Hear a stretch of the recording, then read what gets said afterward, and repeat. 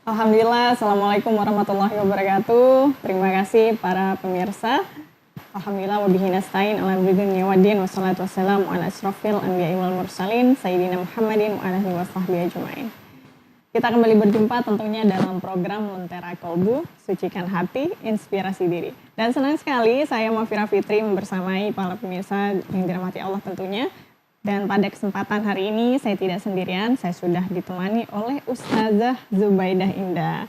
Nah, kalau begitu kita sapa terlebih dahulu nih Ustazah kita. Assalamualaikum Ustazah. Waalaikumsalam. Ustazah gimana kabarnya nih hari ini? Alhamdulillah sehat. Alhamdulillah. Dan Ustazah menariknya pada kesempatan hari ini kita akan berbagi tausiah bersama para pemirsa di rumah. Dan tentunya dengan mengangkat tema yang pastinya ditunggu-tunggu juga nih, yaitu tentang meraih kebahagiaan yang hakiki.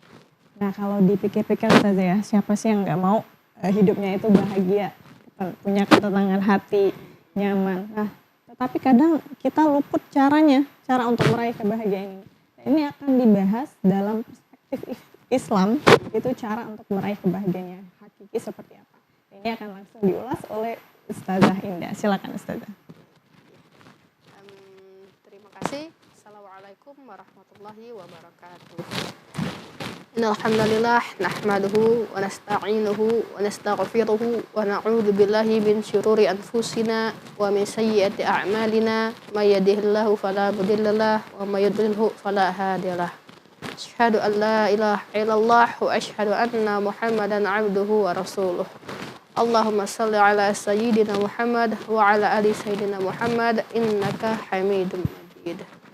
Ya, alhamdulillah di sore hari ini kita masih diberikan nikmat sehat, nikmat waktu sehingga kita bisa berkumpul lagi di sini ya dalam acara Lentera Kalbu.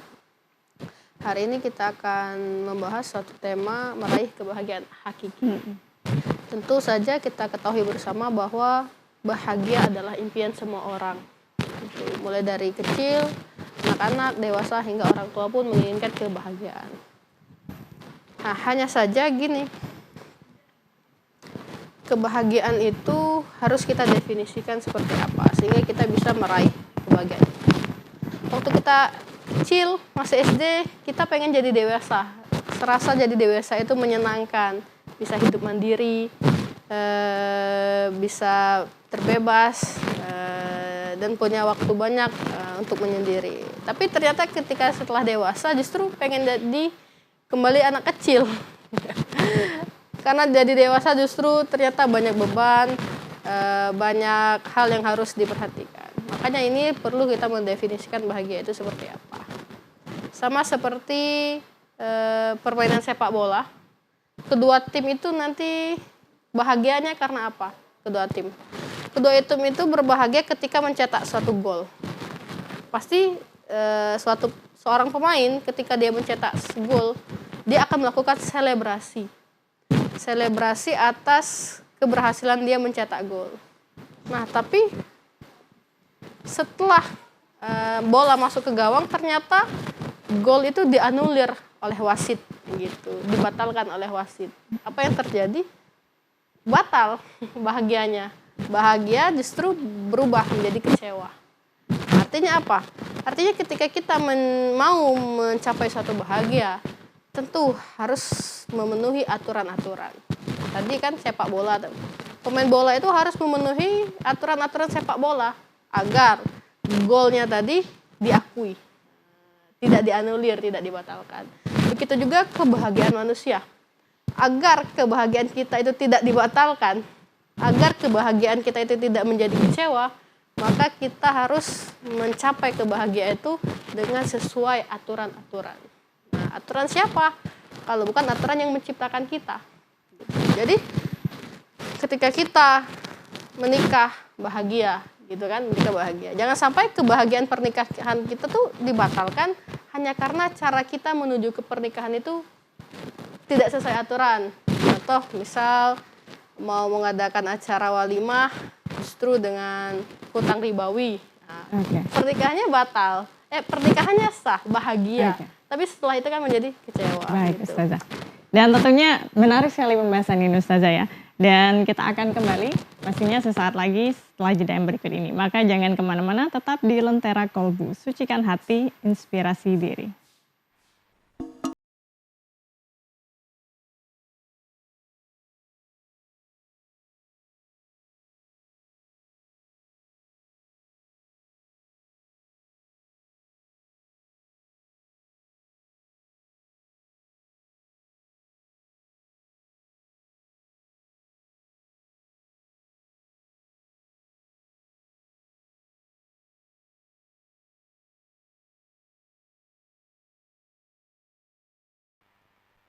Alhamdulillah, terima kasih nih para pemirsa Lentera Kolbu. Tentunya Anda masih bersama kami di Lentera Kolbu, Sucikan Hati, Inspirasi Diri. Dan kita masih bersama Ustazah Zubaidah Indah nih di sini. Dan kita masih membahas tema tentang meraih kebahagiaan hakiki. Nah Ustazah, mungkin bisa kita lanjutkan lagi Ustazah. Jadi kita membahas tentang bagaimana sih kemudian cara meraih kebahagiaan yang hakiki itu dalam perspektif Islam. Dan kemudian apa saja cara yang bisa kita lakukan untuk meraih kebahagiaan tersebut ya Ustazah. Silakan Ustazah. Tadi ya seperti pemain bola tadi. Jadi ketika dia bahagia itu ketika mencetak gol, cetak golnya itu diakui, disahkan oleh wasit karena sesuai dengan peraturan-peraturan, tidak offside dan lain sebagainya. Begitu juga kita meraih kebahagiaan di dunia ini. Nah, sudah pasti harus sesuai aturan sehingga bahagia kita tuh langgeng selamanya. Nggak hanya bahagia sementara, tapi bahagia selamanya. Dengan cara apa kita bisa bahagia selamanya? Berada dalam kebahagiaan ya, tidak lain dan tidak bukan memenuhi aturan-aturan Sang Pencipta. Nah, karena kita sebagai seorang muslim tentu kita harus sesuai dengan aturan-aturan Allah Subhanahu wa taala. Jadi kita nanti menikah. Menikah kan bahagia tuh, memiliki pasangan hidup kan gitu. Nah, bagaimana agar pernikahan itu bisa mencapai kebahagiaan hakiki? Ya, kita sesuai dengan aturan-aturan Allah Subhanahu wa taala. Kita adakan walimah sesuai sunnah, kita adakan walimah syar'i sesuai sunnah sehingga kebahagiaan kita tuh kebahagiaan hakiki. Begitu juga melahirkan anak, mengurus rumah tangga harus sesuai dengan aturan-aturan Allah. Nah, aturan-aturan Allah ini yang nantinya akan membuat kita bahagia selamanya. Makanya perkataan Ali bin Abi Thalib berkata, taat itu lelah. Melakukan ketaatan demi ketaatan itu melelahkan. Hanya saja lelah itu akan hilang, ketaatan itu akan tetap selamanya, tercatat selamanya kan itu. Nah, tapi kemaksiatan itu sementara, nikmatnya sementara, dosanya tercatat selamanya. Nah, gitu. Sehingga ketika kita misal nih, orang menemukan bahagia dengan minum obat-obatan, ya kan, minum obat-obatan. Bahagianya paling cuman beberapa menit. Atau paling lama 1 jam, 2 jam. Tapi catatan dosanya itu abadi selamanya sampai hari kiamat nanti. Begitu juga ketika kita lelah dalam melaksanakan sholat, mengkaji Islam gitu. Lelah kan gitu, hujan-hujanan, panas-panasan kan gitu. Hanya saja lelah kita itu setelah kita istirahat, tidur sejam hilang lelahnya kan gitu. Nah, tapi pahalanya terus dicatat selamanya. Sehingga itulah yang melahirkan kebahagiaan hakiki. Kebahagiaan hakiki itu kebahagiaan yang diakui oleh Allah Subhanahu wa taala. Luar biasa sekali Ustazah, ya menarik sekali. Nah tentunya Ustazah, kadang kita juga seringkali berpikir nih ya bahwa apakah kemudian kebahagiaan itu hanya terbatas pada harta dan juga ya materi kita ya, seperti itu Ustazah. Karena kadang seperti yang kita ketahui ya, di era yang sekarang ini kalau udah punya banyak harta, udah kayaknya udah bahagianya cukup gitu. Apa kemudian dari sudut pandang Islam, nah ini dibahas seperti apa Ustazah? Ya baik. Nah memang di dalam hadis dikatakan, bahkan di dalam Al-Quran dikatakan dijadikan indah dalam pandangan manusia, anak-anak yang solih-solihah, harta yang banyak, hewan ternak yang banyak, kebun ladang yang luas itu dijadikan indah. Artinya memang harta itu bisa membuat bahagia manusia. Bahkan Rasulullah mengatakan kunci kebahagiaan itu ada 3.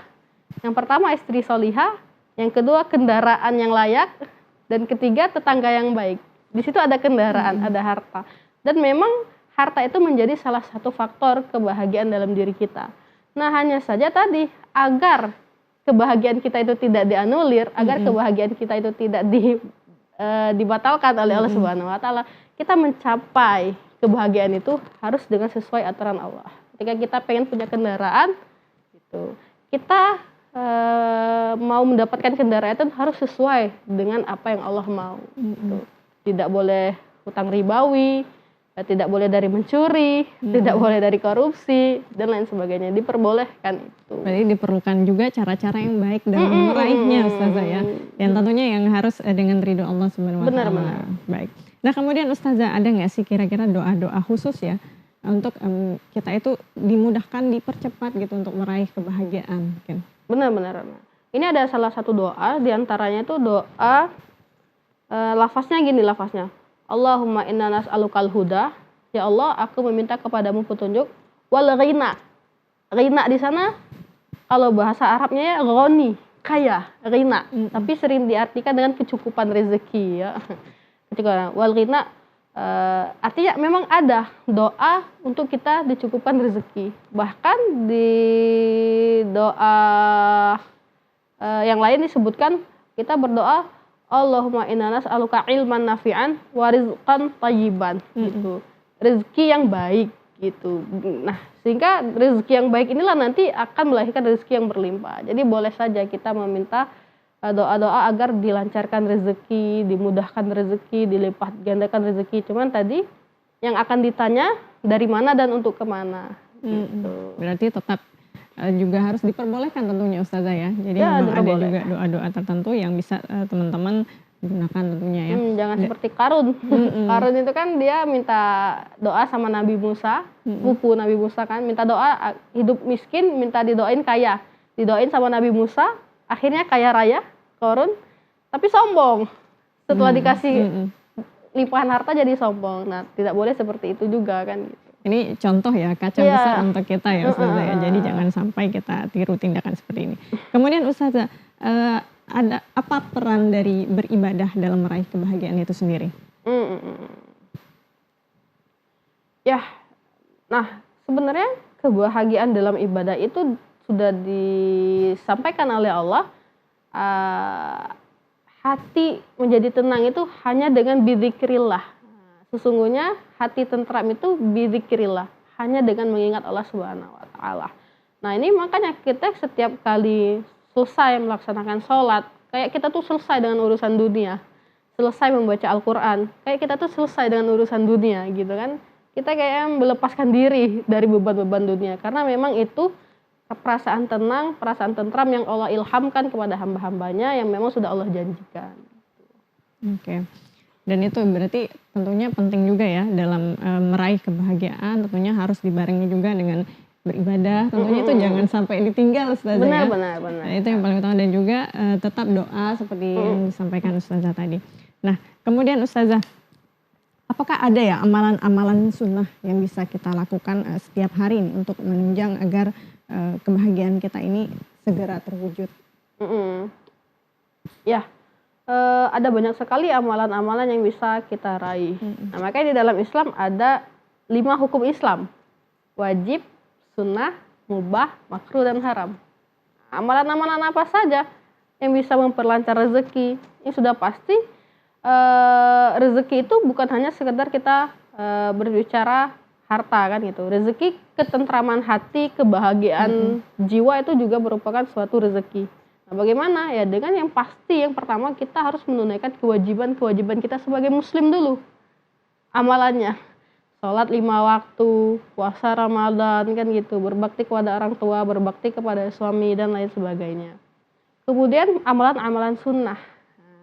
Karena amalan-amalan sunnah inilah yang menjadi penguat kita untuk yakin masuk ke dalam surganya Allah Subhanahu wa taala. Karena gini,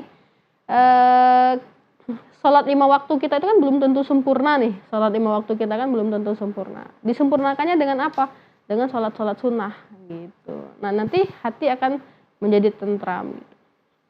Kemudian kita meninggalkan apa yang dilarang oleh Allah dan berusaha meninggalkan hal-hal yang makruh juga gitu. Sehingga nanti hidup kita itu akan dari Allah, untuk Allah, kembali kepada Allah gitu. Sehingga lillah ketika kita hadapi yang demikian, terik panas menuju kajian itu akan terasa bahagia karena kita tahu nilai kajian kita itu seperti apa. Makanya dulu para sahabat walaupun di bulan Ramadan tetap melaksanakan jihad, tetap perang karena mau merasakan kebahagiaan hakiki apa?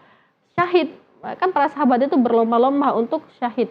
Kalau syahid kan berarti meninggal tanpa hisab. Justru itulah kebahagiaan hakiki. Bahkan para sahabat itu dikisahkan dalam hadis menenggak satu kurma saja itu dianggap sudah lama gitu. Jadi kalau ada perang nggak mau nyantai-nyantai, langsung gitu. Bahkan satu kisah tuh Hanzalah, nama sahabat Hanzalah tuh syahid kemudian dimandikan oleh malaikat.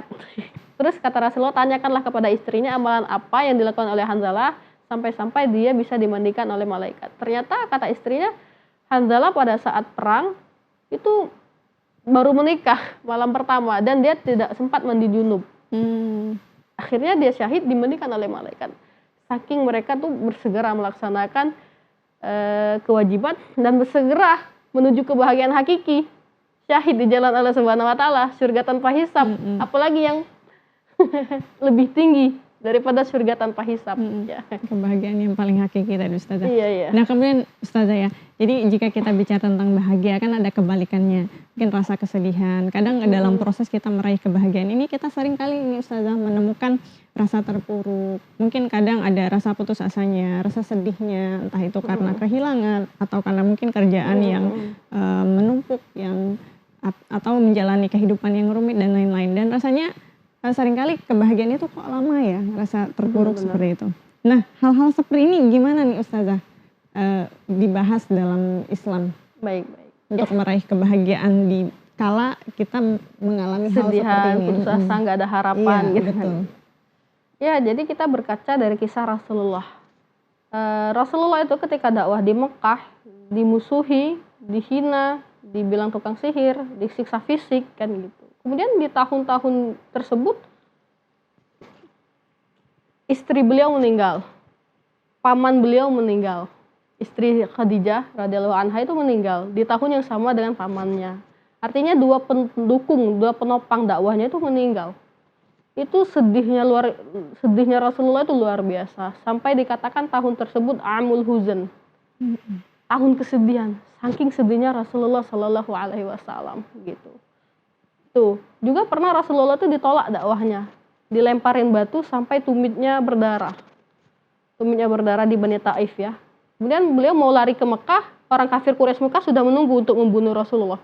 Balik ke Taif, orang sudah menunggu untuk melempari Rasulullah batu. Akhirnya Rasulullah berhenti sejenak di kebun kurma. Sampai Rasulullah berdoa, ya Allah kalau bukan karena perintahmu dakwah ini, sungguh aku sudah menyerah. Rasulullah manusia paling sabar, tapi Rasulullah juga pernah ingin menyerah, hampir mau putus asa. Nah, maka setelah amul huzun tadi, tahun kesedihan tadi, ada peristiwa yang namanya Isra Mi'raj. Itu untuk menghibur Rasulullah. Naiklah Rasulullah melakukan perjalanan kan dari Mekah ke Al-Masjidil Aqsa, kemudian ke Sidratul Muntaha, bertemu Allah, kan naik ke langit ketujuh, bertemu Allah, itu dalam rangka menghibur Rasulullah yang dalam kesedihan, ditinggal istri dan pamannya. Begitu juga di dalam Al-Quran dikatakan, inna ma'al usri yusra, fa inna ma'al usri yusra. Sesungguhnya bersama kesulitan ada kemudahan, bersama kesulitan ada kemudahan. Allah menjanjikan hal tersebut dan terbukti. Rasulullah juga begitu. Rasulullah diberikan ujian, kesulitan, kesedihan. Nah, tapi di balik kesedihan itu ada kebahagiaan yang berkali-kali lipat di balik kesedihan kita. Begitu juga di dalam Al-Quran dikatakan, inna ma'al usri yusra. Satu kesulitan ada dua kemudahan. Itu janji Allah Subhanahu wa taala. Sesungguhnya kesulitan itu adalah bukti bahwa adanya kemudahan. Gini loh, kita nggak akan bisa merasakan manis sebelum kita merasakan pahit. Atau kita nggak pernah bisa menikmati minuman es sebelum kita merasakan dahaga. Ya kan? Kalau kita minum es terus, nggak akan terasa nikmat es tersebut. Nah, begitu juga yang ke pertolongan dari Allah Subhanahu wa taala. Nggak akan pernah kita bisa merasakan sangat bersyukur akan pertolongan Allah sebelum Allah uji dengan berbagai kesulitan dan kesedihan. Oke. Nah kemudian nih Ustazah, kebahagiaan itu sendiri apakah dia itu datangnya dari diri kita sendiri atau dari orang lain ya Ustazah sejatinya untuk kebahagiaan itu? Ya, nah para ulama mengatakan kebahagiaan itu datangnya dari Allah Subhanahu wa taala. Jadi memang justru kebahagiaan itu Allah kirimkan, sama seperti keluarga, sakinah, mawaddah, warahmah. Itu Allah yang mendatangkan sakinah, mawaddah, warahmah. Hanya saja untuk menjemputnya, nah, menjemputnya itu ikhtiar kita. Ikhtiar kita. Makanya kebahagiaan itu Allah yang izinkan kebahagiaan itu ada di dalam hati kita.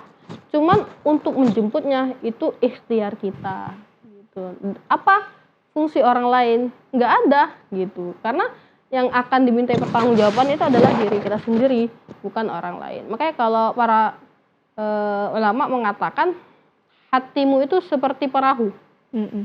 Nah, hatimu itu seperti perahu. Kalau tidak ada air yang masuk, perahu itu nggak akan tenggelam.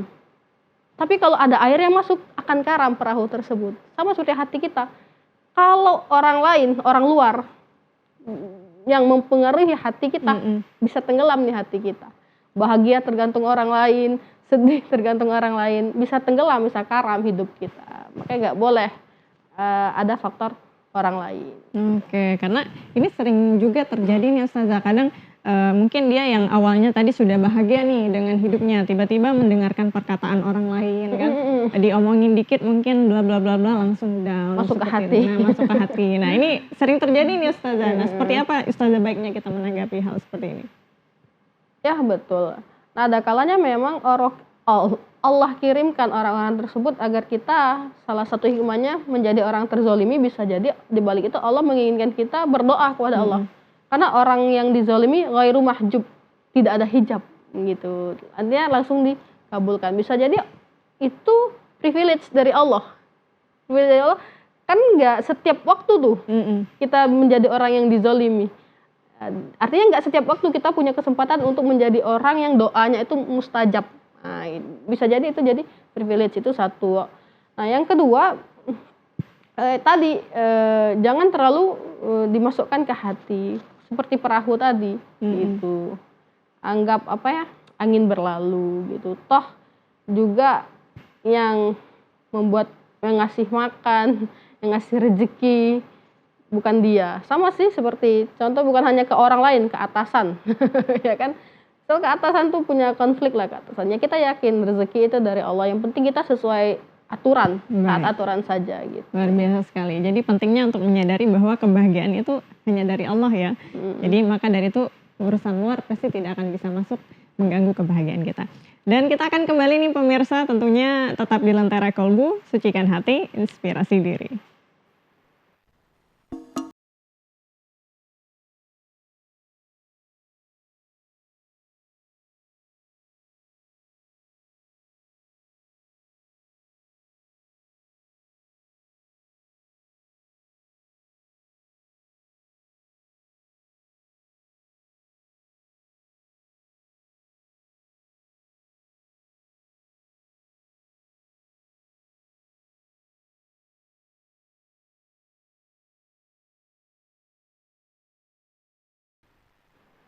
Alhamdulillah, terima kasih para pemirsa Lentera Kolbu, Anda masih bersama kami tentunya dalam Lentera Kolbu, sucikan hati, inspirasi diri. Dan masih bersama Ustazah Zubaidah Indah di sini ya, dan kita masih memaparkan tema tentang meraih kebahagiaan hakiki. Dan tadi juga sudah dibahas ada beberapa pertanyaan ya, dan juga bagaimana sih pandangan Islam terhadap dalam meraih kebahagiaan yang hakiki. Nah kali ini ada pertanyaan lagi nih Ustazah, itu tentang bagaimana, kemudian jika tadi kita berbicara tentang bagaimana memperoleh kebahagiaan di dunia tadi ya, kiat-kiatnya. Nah kemudian bagaimana Ustazah memperoleh kebahagiaan akhirat itu sendiri? Ya, baik. Nah untuk memperoleh kebahagiaan akhirat sudah pasti yang pertama kali yang harus kita imani adalah adanya hari akhirat. Adanya kehidupan setelah kematian gitu. Baru kita mau mengejar kebahagiaan akhirat. Gimana kalau mau mengejar kebahagiaan akhirat sementara diri ini tidak mengimani adanya akhirat, tidak mengimani adanya kehidupan setelah kematian. Makanya mengimani hari kiamat itu dijadikan salah satu rukun iman. Ya, bahkan rukun iman yang kelima kan gitu. Karena memang penting mengimani hari kiamat. Jadi gini, yang pertama-tama yang harus kita sadari, tujuan hidup kita di dunia ini untuk apa? Baru kita mau mengejar akhirat. Ternyata kata Allah, wa ma khalaqtul jinna wal insa illa liya'budun. Kata Allah, tidaklah aku ciptakan jin dan manusia kecuali untuk beribadah kepadaku, untuk taat kepadaku, kata Allah Subhanahu wa taala. Nah, sehingga nanti di hari akhirat kebahagiaan yang hakiki itu seperti apa? Kebahagiaan yang hakiki itu adalah ketika kita di dunia kita beribadah kepada Allah Subhanahu wa taala. Nanti kan gini loh, misal Mbak Mafira, saya minta tolong untuk ke salah satu mall di Bangka. Kemudian ketemu lagi dengan saya, malu kan Mbak Mafira kalau belum Mbak Mafira laksanakan tugas itu. Begitu juga ketika kita nanti ketemu dengan Allah Subhanahu wa taala, ketemu lagi. engkau benar tidak pada saat di dunia beribadah kepadaku. Nah, tentu akan sangat malu, akan sangat kecewa kita ketika kita tidak sesuai dengan apa yang Allah inginkan ketika hidup di dunia gitu. Artinya kehidupan akhirat itu selamanya. Yang menentukannya adalah kehidupan dunia yang sementara ini. Bagaimana? Jadi kita harus beribadah kepada Allah Subhanahu wa taala selama di dunia ini. Bukankah di setiap akhir doa kita selalu berdoa, Rabbana atina fid dunya hasanah, ya Allah berikanlah kepadaku kehidupan yang hasanah, kehidupan yang bahagia, wa fil akhirati hasanah, dan kebahagiaan akhirat juga, wa qina adzabannar, dan lindungilah kami dari siksa api neraka. Artinya kita berdoa setiap akhir doa kita kan gitu. Nah, kemudian sudah pasti haruslah doa itu diiringi dan ikhtiar untuk mencapai kebahagiaan. Ikhtiarnya apa? Melakukan menjadi hamba Allah yang taat gitu. Dan cara apa? Melaksanakan berbagai kewajiban dan berusaha sekuat tenaga menunaikan yang amalan-amalan sunnah. Baik. Jadi itu ya salah satu cara untuk memperoleh kebahagiaan akhirat ya. Jadi kalau bisa nih para pemirsa dan kita bisa mendapatkan ya meraih kebahagiaan itu nggak hanya di dunia tapi juga di akhirat ya Ustazah. Baik. Nah kemudian nih Ustazah pertanyaan berikutnya, bagaimana sih Ustazah cara kita meraih kebahagiaan ya, terutama bagi kita yang sudah memiliki pasangan nih, terutama bagi pasangan suami istri nih. Nah, cara untuk memperoleh kebahagiaan hakiki itu gimana bagi pasangan suami istri Ustazah? Ya baik. Nah justru di dalam Islam menikah itu kan melengkapi separuh agama. Sama sebenarnya menikah itu melengkapi setengah kebahagiaan. Nah, pada saat single mungkin kebahagiaannya masih setengah, tapi setelah menikah justru kebahagiaannya itu jadi utuh. Kenapa? Karena kita punya pasangan yang bisa tempat kita berbagi. Walaupun ada perbedaan tapi kita bisa saling melengkapi. Dulu kita belum bisa merasakan kasih sayang kepada anak. Ternyata kan setelah kita punya anak, kita jadi merasa, kok kasih sayang kepada anak ini nggak bisa kita samakan dengan kasih sayang ke teman, bahkan ke pasangan, bahkan ke orang tua tuh beda. Sayang kita ke orang tua dan sayang kita ke anak gitu. Kebahagiaan kita punya anak tuh belum kita rasakan setelah kita punya anak. Artinya justru dengan menikah menambah kebahagiaan demi kebahagiaan. Cuman tadi syaratnya harus sesuai dengan aturan Allah Subhanahu wa taala. Punya anaknya kan gitu, melahirkan tidak banyak ritual-ritual, misal minum air. Iya, gitu, bisa sering juga gitu ya. Minum air jampi ya gitu. Nah, harus sesuai dengan aturan Allah juga. Harus gitu. sesuai dengan syariat. Sesuai dengan syariat juga. Iya, karena banyak juga yang seperti itu nih Ustazah, masih belum melek mungkin ya. Belum melek dengan edukasi kesehatan baik.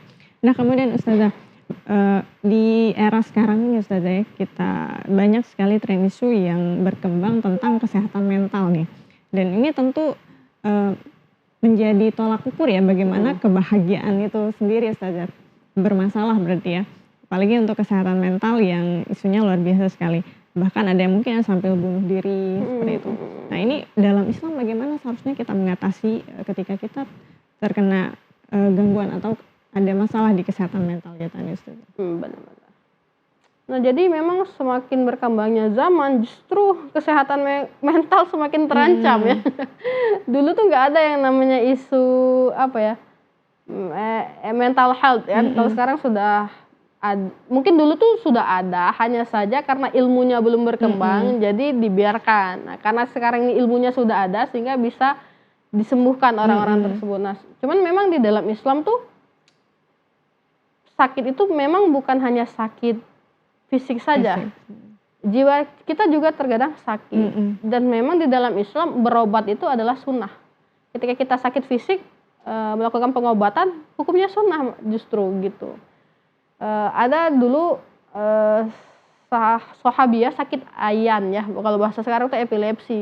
Kalau dia kumat istilahnya, auratnya tersingkap sehingga minta doa sama Rasulullah. Ya Rasulullah tolong doakan saya agar sembuh karena ketika saya kumat aurat saya tersingkap gitu. Kemudian kata Rasulullah, kalau saya doakan kamu akan sembuh. Tapi kalau kamu bersabar walakil jannah, maka bagimu surga. Artinya ya sudah Rasulullah, jangan doakan saya untuk sembuh, tapi doakan saja saya ketika kumat aurat saya tidak tersingkap, gitu saja. Akhirnya didoakan sama Rasulullah, ketika kumat emang tidak tersingkap lagi. Artinya beliau memilih sabar. Hanya saja berobat juga merupakan satu sunnah ya gitu. Pun sama, kita punya sakit jiwa ya. Hari ini tidak dipungkiri, bukan dalam artian kurang iman dan lain sebagainya. Iya, Karena betul. memang mental health itu butuh proses yang panjang. Mohon maaf ya, bisa jadi proses dari kecil, broken home, melihat pertikaian orang tua yang begitu luar biasa dramatis kan gitu. Dari proses yang panjang, di teman-teman dibully dari kecil sampai dewasa, itu yang menyebabkan proses panjang yang akhirnya mental dia itu ada banyak sekali kan macamnya, bipolar dan segala macamnya. Nah, kalau kita sudah konsultasi ke dokter, memang yang punya ilmunya gitu, dan didiagnosa seperti itu ya kita jalankan pengobatan rutin, nggak masalah, jangan pernah malu, karena sakit itu juga memang ada sakit fisik, sakit jiwa gitu. Nah, untuk menjaganya Ustazah, menjaga agar mental kita itu tetap bagus ya, dan kita itu tetap bisa merasa bahagia. Karena susah ya ketika kita mental down, terus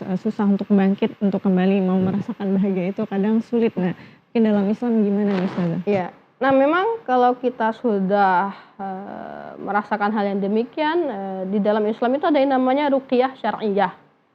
Nah, ruqyah syar'iyah itu kita nanti ada beberapa rangkaian yang kita ikuti, yang itu bisa jadi menghilangkan perasaan-perasaan yang mengganggu. Karena bisa jadi itu yuwaswisu fi sudurin nas, bisik-bisikan saja di dalam diri kita.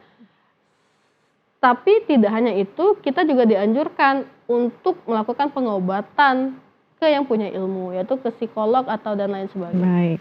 Jadi tetap juga untuk menjaga, kita harus penyembuhan dari dalam diri kita dulu Ustazah gitu. ya, dan tetap kita berserah kepada Allah. Benar-benar. Baik, itu ya. Nah kemudian Kak, bagaimana nih Ustazah ketika kita ini merasa iri nih terhadap kebahagiaan orang lain? Nah ini juga sering terjadi ya, bahkan itu juga bisa memicu masalah mental health juga nih Ustazah ya. Makanya, Nah ini gimana nih Ustazah ya. jika hal ini terjadi gitu? Ya memang, kan di dalam Islam itu ada namanya penyakit iri, hasad, dengki gitu. Lalu bagaimana ketika kita yang terjangkiti penyakit tersebut untuk menghilangkannya? Kita tuh nggak mau, tapi perasaan itu muncul dengan sendirinya kan gitu. Yang pertama, seorang ulama mengatakan cara menghapus penyakit iri, hasad, dengki itu yang pertama kita doakan kebaikan untuk orang tersebut. Itu akan mengikis rasa iri kita. Karena nanti kita akan merasa ketika dia mendapatkan kebaikan, mendapatkan kebahagiaan, itu hasil dari doa kita. Yang kedua, memberi hadiah. Memberi hadiah itu menumbuhkan rasa cinta kita kepada dia nanti. Dia memakai hadiah kita merasa senang, alhamdulillah dia pakai itu. Dan yang ketiga, mengatakan hal-hal baik tentang dia di belakang dia. Kita memuji-muji dia tuh di belakang dia. Itu juga akan mengikis rasa iri hati kita kepada orang tersebut.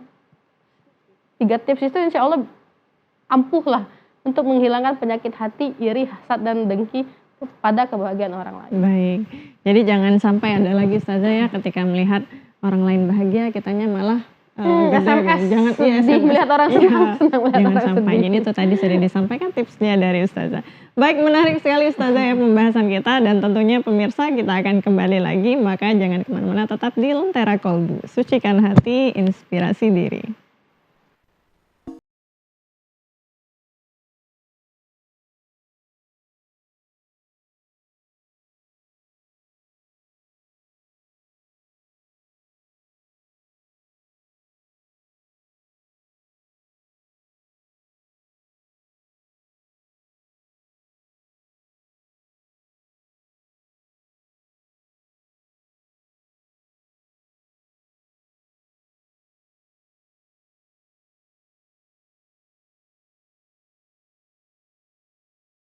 Terima kasih para pemirsa, Anda masih bersama kami di Lentera Kolbu, sucikan hati, inspirasi diri.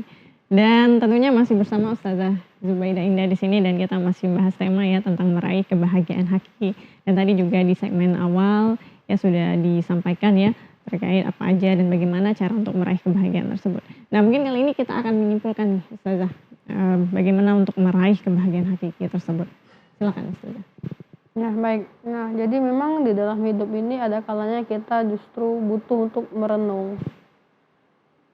Hidup terus berlalu, waktu terus berputar, usia kita terus berkurang.